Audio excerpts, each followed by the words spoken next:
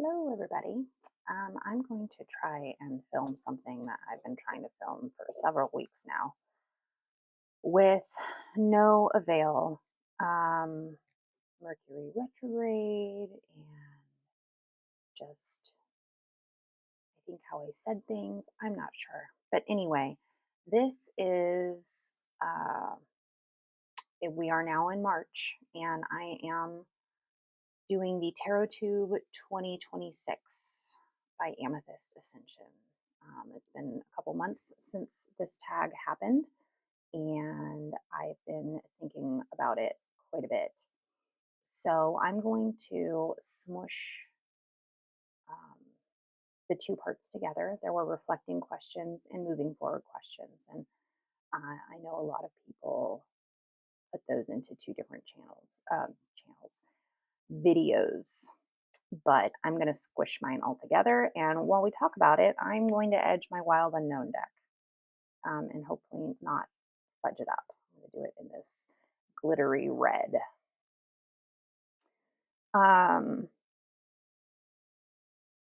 So without further ado, let's get into it. Some of the things I have to say are going to be a little controversial.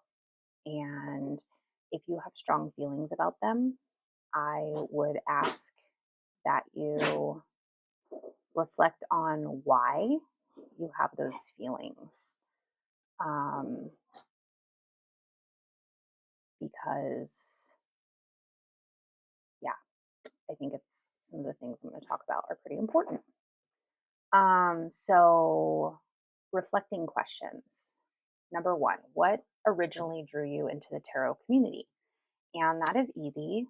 Lisa Pepez. I was looking into how to learn tarot videos, and I came across her Tarot with Training Wheels.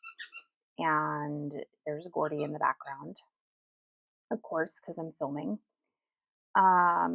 And from there, I started watching her other content and watching her deck walkthroughs. And um, oh, that comes off quite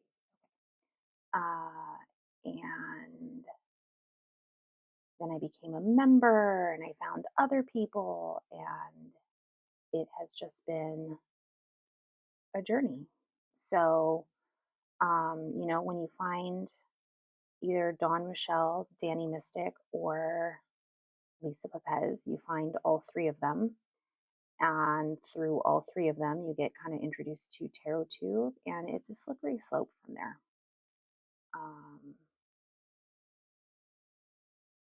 And somewhere along finding Lisa in, I think, November or October of 2024, I decided to start my own witchy YouTube channel, and it has now turned into a tarot channel.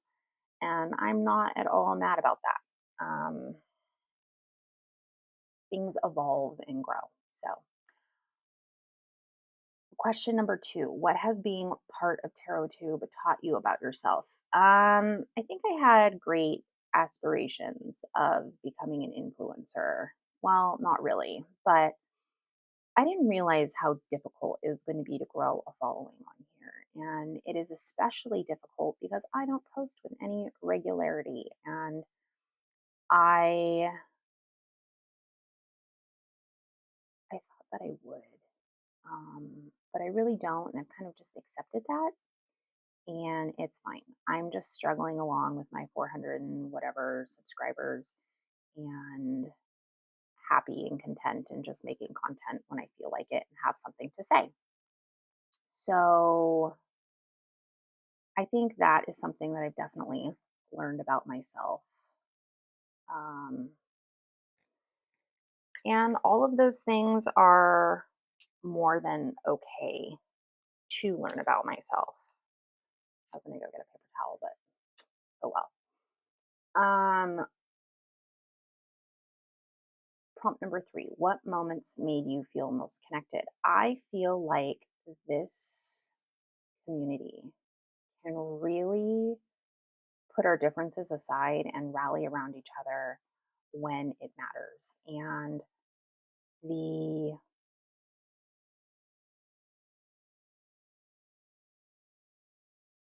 what's the word I'm looking for? The incident that comes to mind, and incident is not the word I want to use, but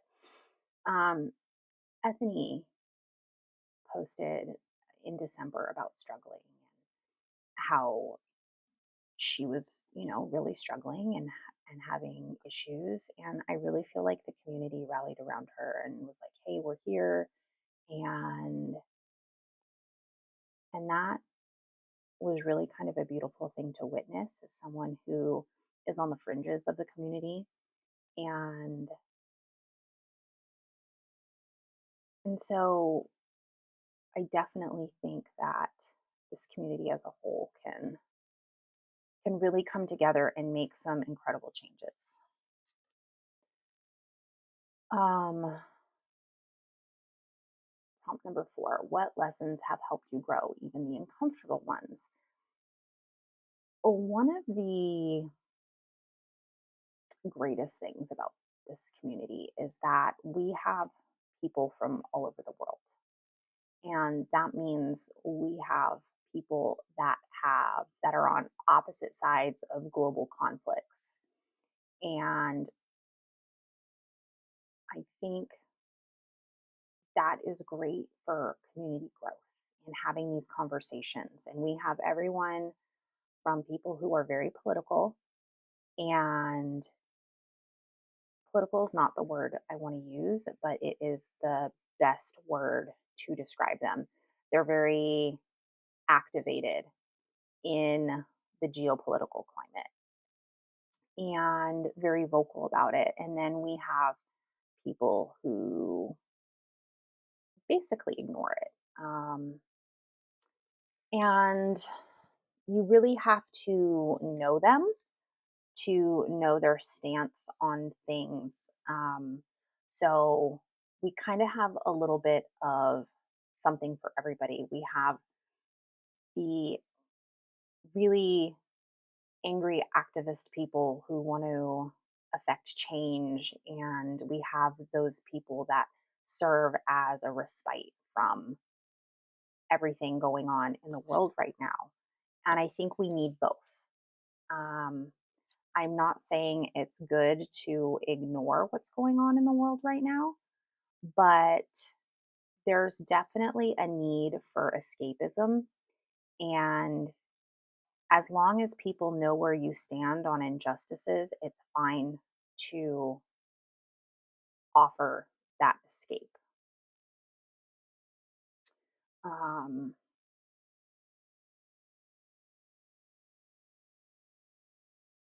and that is something that really bothered me at first. Like, why aren't people talking about things and all of that? And I think as my own country has devolved, it is an important thing to recognize that we all need to escape sometimes.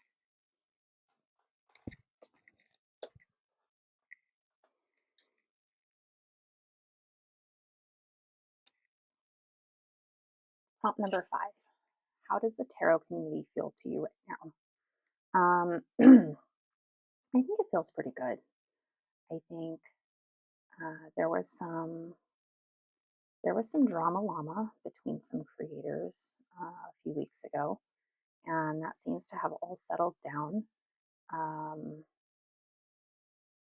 I'm going to admit, not knowing either creator, it all felt a little bit silly, um, especially in our current state of the world and the injustices happening and genocide and bombs and all kinds of the Epstein files. It all felt really like unimportant. Uh, and that I'm not going to lie, it kind of gave me a certain opinion about those creators. Um,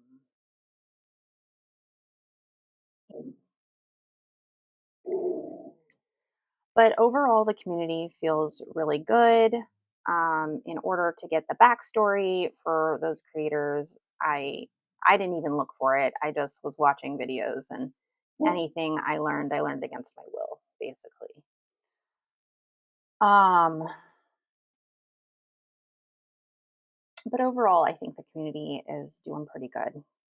I don't think there's anything that really needs to change, um, as far as how we communicate and interact with each other. Okay, moving on to the moving forward questions. Prop number 6. What kind of tarot content do you want to create in 2026? I would really love to create this video and have it go up. Um, and this is easily the fourth time I'm filming this. And my first take actually was good, uh, but I felt like I used divisive language, and so I ended up deleting it. And I kind of regret that because it was the only good take I had. And ever since then, I haven't been able to film. I either get interrupted, or my mic dies, or the video is corrupted somehow. It has been a hot mess express. And the sad thing about that is I probably shouldn't make this video. This is probably the universe saying, hey, maybe you don't need to have an opinion on these things.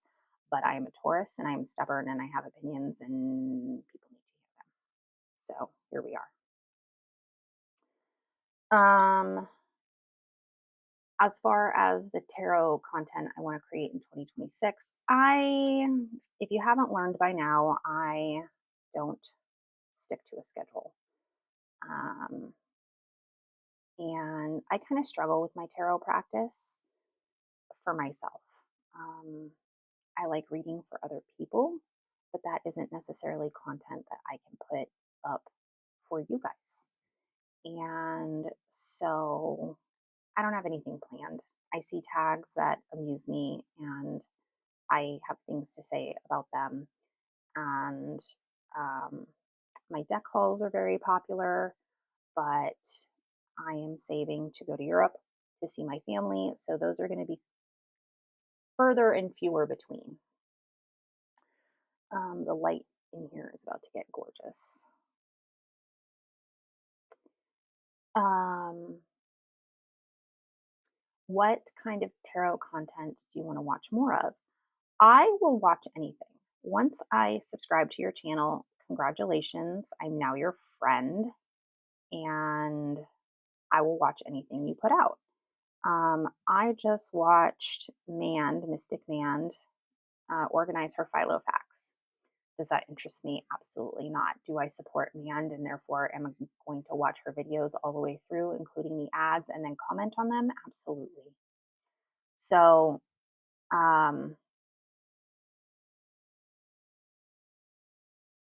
as far as content I enjoy watching, I really like watching deck walkthroughs still. I enjoy the planning videos, what are people going to do in their practice for the following month, or practice wrap up videos. How did their month go? I I love that, and um, I'll continue to watch that as long as TarotTube creates content. I will watch it. Prompt number 8. What kind of tarot content are you ready to disengage from? Hot takes. And I don't mean the hot takes that Lisa and Danny do. Um, those aren't edgy. I mean, I last year found a video where someone just shit on light seers for half an hour. And, I blocked her because I was like, I don't want to see this content. But she had several thousand followers. And I don't think content like that needs to be on YouTube. I don't think that we need to shit on creators at all. Um, that being said, uh,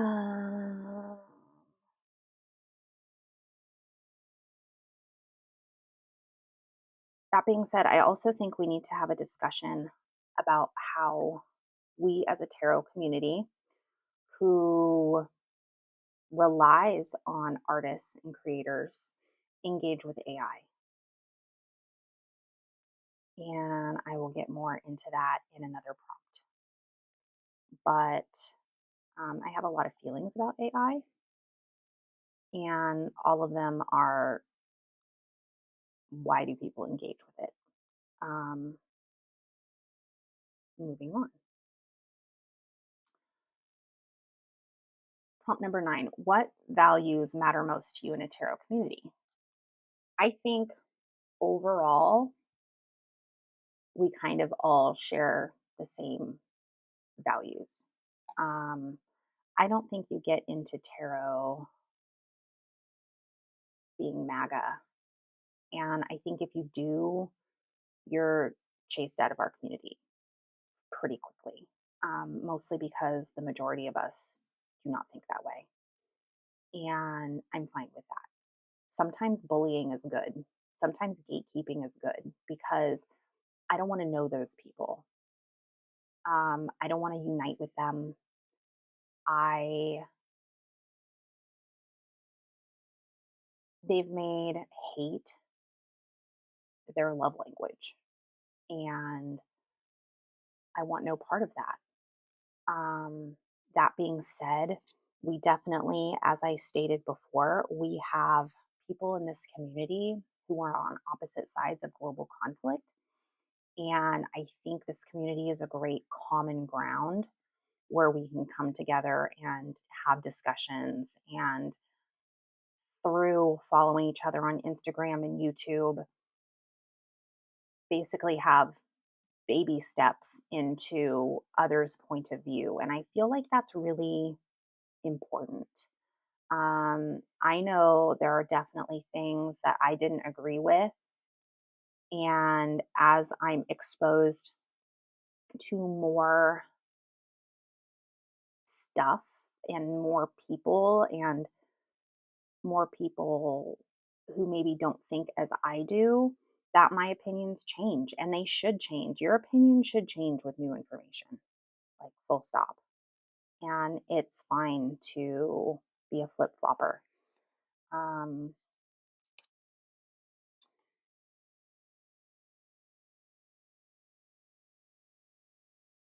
So that was prompt number 9. What values matter most to you in a tarot community? I mean, overall, I feel like we all share the same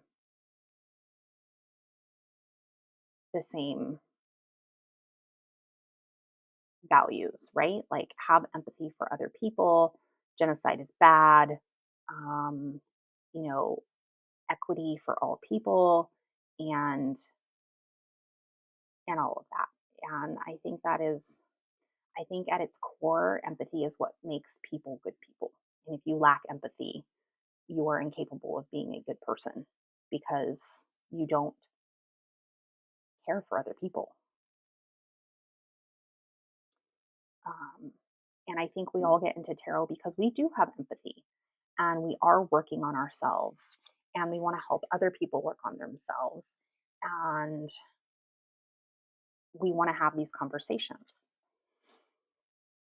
Um, Prompt number 10: what boundaries feel important for you as a creator or a viewer? It's your channel. You can talk about whatever you want.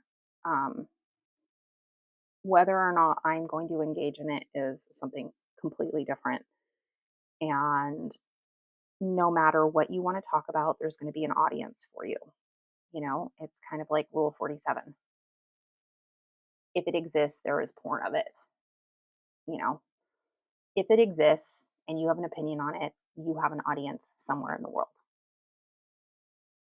Um, that being said, I want people in the tarot community to start having a conversation about AI. We rely on artists, and AI steals from artists, and it's horrible for the world. A lot of us are what we would consider witches. Not all of us, but a lot of us. And engaging with something that is so bad for the environment, and look it up. Everyone's going to say, oh, well, all data centers use water. AI uses and consumes water at a rate that is like way above regular data centers. And in this day and age, everything we do is run on the internet. Our banking, our communication, how we buy things, etc. Um, there's no getting away from it. And there's a difference between narrow and integrative AI and generative AI and open AI. And I think we need to really address how creators in this community, not just deck creators, but YouTube creators and etc., engage with AI and have a conversation about why you feel it's okay. Um, our community, like I said, relies on artists, it relies on creators. And I have a really hard time with people who engage with AI and then literally buy little museums, right? Like each deck is a little museum of a creator. And a lot of tarot collectors, we collect because we like the art. I have one AI deck that I didn't know was AI when it was gifted to me. It is no longer available. I barely show it on this channel.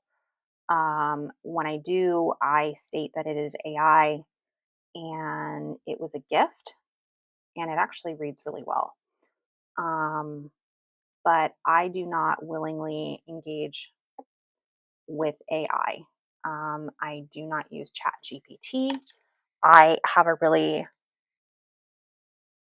big problem with people who use Chat GPT for their graphics, for their spreads, for interpreting readings. Like, so much about tarot is intuition. And how can you ask something that has no intuition to interpret your cards for you? So, 10, prompt number 10, what boundaries do you feel important for you as a creator or a viewer? Stop using AI. Just don't do it anymore. Prompt number 11, how do you want tarot to feel in your life moving forward? I have been on the struggle bus lately, but I would love for tarot to be even more a part of my life. And I would love to read for myself more. I would love to read more tarot books. I have not had the emotional or mental space for it, considering all of the stuff happening. Um, I mean, we still have Minnesota is still occupied by ICE. And there are still American citizens and immigrants being basically disappeared into these for profit prisons. And I'm going to probably end up on some kind of, oh, the algorithm isn't going to like that I said that. Oh, well.